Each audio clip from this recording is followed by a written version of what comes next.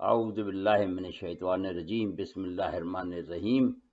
الحمدللہ کفا، الصلاۃ والسلام علیکم محمد مصطفیٰ عباد اللہ الصالحین اصطفیٰ، اما بعد۔ آج کا مضمون میرا ہے وما توفیقی الا باللہ۔ ایک دن ہمارے بچوں نے اپنی ایک مشترکہ میٹنگ کے بعد، جس کی قیادت ہماری بڑی صاحبزادی کر رہی تھیں، ہم نے ہمارے سامنے آ کر ذکر کیا کہ ابا میں یہاں اس لیے آئی تھی کہ میں اپنے گھر پر آپ کی 90 سالہ سالگرہ منانا چاہتی تھی اور آپ کی اجازت مطلوب ہے۔ ان کے ابا کہنے سے آپ سمجھ گئے ہوں گے کہ ہم پاپا کرسی کے قائل نہیں ہیں، اپنے آپ کو پاپا ڈیڈی کہلوانا پسند نہیں کرتے، لہذا ہمارے بچے ابا کہتے ہیں۔ ہمارے ان کے درمیان بہت زیادہ بے تکلفی بھی ہے۔ اس سے آپ کو ہماری قسم سمجھنے میں آسانی ہو گئی کہ ہم کس قسم کے مسلمان ہیں۔ ہم نے کہا بیٹا یوں ہی فضول خرچی کر رہی ہو، اللہ سبحانہ تعالیٰ کو اول تو فضول خرچی ہی ناپسند ہے، اور فضول خرچی کو قرآن نے کار شیطانی قرار دیا ہے، اور شیطان کو اللہ کا ناشکرہ۔ پھر جس طرح ہمارے یہاں ایسی تقریبات کو منایا جاتا ہے، اس میں سوائے ممدوح کی جھوٹی تعریفوں کے اور وہاں سے کوئی سبق بھی حاصل نہیں ہوتا ہے۔ کہنے لگیں کہ ہم یہ چاہتے ہیں کہ آپ ہمارے ساتھ اپنی زندگی کے تجربات شیئر کریں۔ ہم نے کہا اس سے تمہیں کیا فائدہ ہوگا، کیونکہ ہمارا دور اور دور تھا اور تمہارا دور اس سے قطعی مختلف ہے، لہذا وہ تمہارے کسی کام نہیں آئیں گی، کیونکہ اس دور میں بزرگوں کو سمجھوتا کرنے کی ضرورت نہیں پڑتی تھی، اس لیے کہ وہ مرتے دم تک با اختیار رہتے تھے اور سب کو بزرگوں کی بات ماننا پڑتی تھی۔ اس کی وجہ اس وقت کا معاشرتی نظام تھا، جبکہ آج کا دور مختلف ہے۔ آج کے بزرگوں کو ہر وقت سمجھوتا کرنے کے لیے نئی نسل سے تیار رہنا چاہیے، ورنہ بات نہیں بنے گی۔ کیوں؟ اس لیے کہ میں اکثر آج کے بزرگوں کے سامنے میر تقی میر کا یہ شعر بیان کرتا ہوں کہ میر صاحب زمانہ نازک ہے، دونوں ہاتھوں سے تھامیے دستار۔ البتہ میرا مشورہ یہ ہے کہ مذہب کا سلسلہ نئی نسل میں بچپن سے جاری رکھا جائے، اس لیے کہ کسی پر ہر ایک کے حقوق کا دار و مدار ہے، ورنہ معاشرے سے اچھے اور برے کی تمیز اٹھ جائے گی، اور جب ایسا ہوتا ہے تو ہمیشہ اللہ سبحانہ تعالیٰ عذاب نازل فرما دیتا ہے۔ پھر والدین کے اپنے مستقبل کا دار و مدار بھی اسی پر ہے کہ بچے کتنے مذہبی ہیں، وہ اللہ اور رسول کو کتنا مانتے ہیں۔ قدیمی تاریخ میں 2 مثالیں ایسی موجود ہیں کہ جنہوں نے اپنے اولاد کے لیے ہدایات چھوڑی، وہ اللہ سبحانہ تعالیٰ کو اتنی پسند آئیں کہ انہوں نے قرآن میں شامل کر دیں۔ ان میں سے ایک حضرت یعقوب علیہ السلام ہیں۔ انہوں نے اپنے بچوں کو اپنی ہدایت سے نوازا تھا، جو کہ پیغمبر تھے۔ دوسری نصیحت حضرت لقمان نے اپنے اولاد کو کی تھی، جو کہ دانشور تھے۔ اب یہ دونوں قسمیں ناپید ہیں کہ نبوت پر اللہ تعالیٰ نے مہر کر دی کہ اب کوئی آئندہ حضور کے بعد نبی نہیں آئے گا، اور نہ جانے کیوں اس نے دانشور پیدا کرنے بھی بند کر دیے۔ نبوت کی بات تو سمجھ میں آتی ہے کہ آج کعبہ میں جو اذان دی جاتی ہے پوری دنیا میں سنی جاتی ہے، لہذا اللہ سبحانہ تعالیٰ کو اب ہر قریے میں نبی بھیجنے کی ضرورت نہیں رہے گی، اور یہ کام اس امت کے سپرد کر دیا کہ تبلیغ بھی ہم ہی کریں، اور حضور کو قیامت تک کے لیے نبی بنا دیا، اور قرآن میں فرما دیا کہ تمہارے نبی کی زندگی میں بہترین نمونہ موجود ہے، اور حضور نے تمام اسلامی قوانین اور نبیوں کے برعکس عمل کر بھی دکھا دیے۔ دونوں کی باتیں چونکہ اللہ کو پسند آئیں اور اس نے شامل قرآن کر دیا، لہذا اس کا اتباع ادا کرنے میں بھی کوئی حرج نہیں ہے، بلکہ ثواب ہے، مگر میری ایک شرط ہے کہ وہاں میری کوئی تعریف نہیں ہوگی، نہ میری کوئی تعریف کرے گا،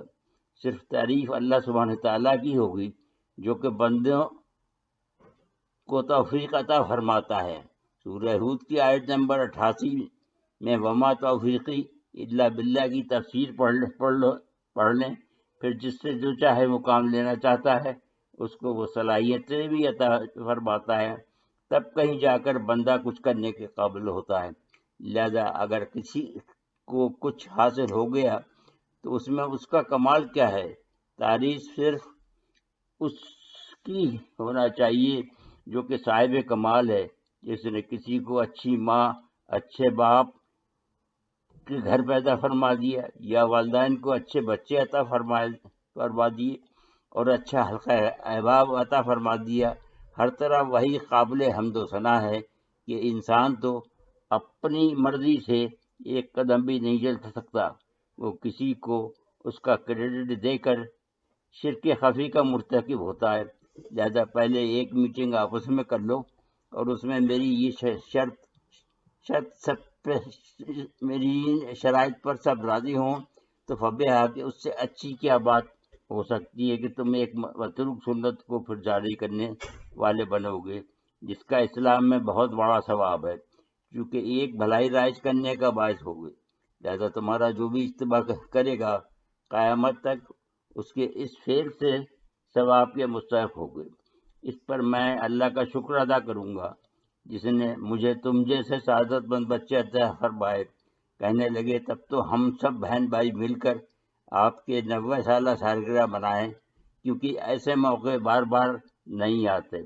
لہذا دھوم دھام سے منائیں گے اور آپ کو شکایت کا موقع نہیں دیں گے، چونکہ آپ کی انفرادیت یہ ہے کہ آپ کا ہر آرٹیکل قرآن اور سنت کے حوالوں سے بھرپور ہوتا ہے، اور ہماری تقریب آنے والی نسلوں کے لیے رہنمائی کرے گی۔ ہم نے کہا پھر اس میں کوئی مذائقہ نہیں ہے، اور انہوں نے ایک حال قرار ڈالا، جبکہ ہم تو ایسے مواقعوں کی طاق میں رہتے ہیں کہ ہمیں کہیں پیغام پہنچانے کا موقع ملے اور ہم قوم کو پھر پٹری پر واپس لا سکیں، اور صراط مستقیم جو کہ نبی صلی اللہ علیہ وسلم کا راستہ ہے، اور انہوں نے اس پر چل کر بھی دکھایا ہے، اور اس کے حق میں یہ فرمایا ہے کہ صرف میرا راستہ صراط مستقیم اور سیدھا ہے، جبکہ اور جتنے ہیں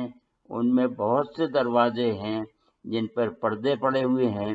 ان پر سے پردہ اٹھا کر جھانکنا بھی نہیں ورنہ گمراہ ہو جاؤ گے۔ پھر اللہ سبحانہ تعالیٰ نے اسے یہاں تک پسند فرمایا کہ آپ صلی اللہ علیہ وسلم کا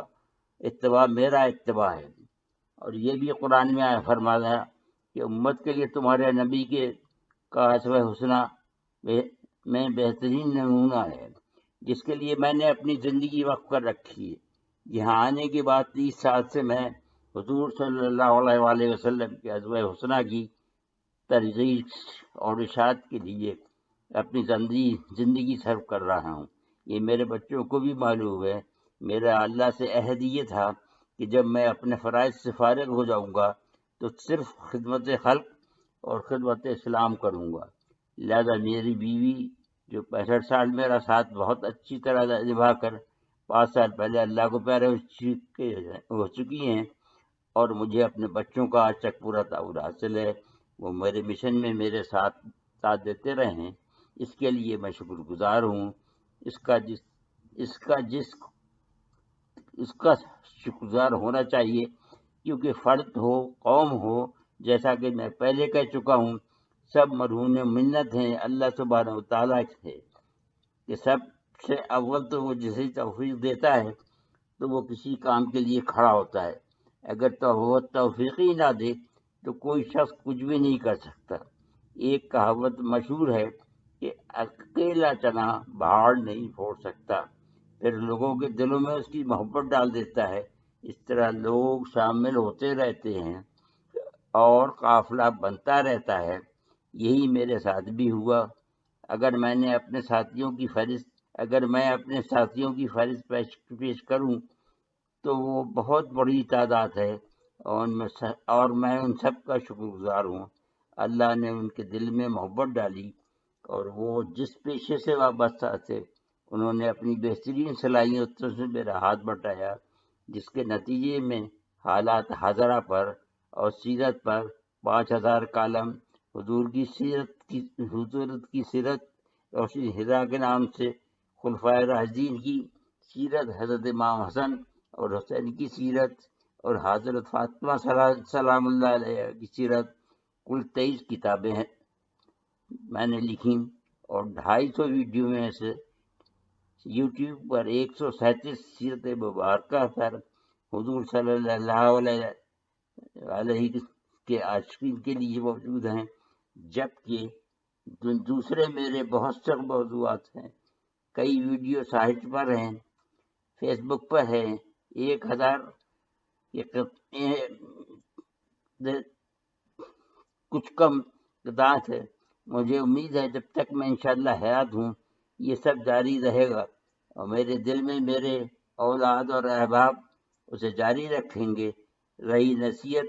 اس کی حضور کا اسوہ حسنہ کافی ہے، پڑھیں اور اس پہ عمل کریں۔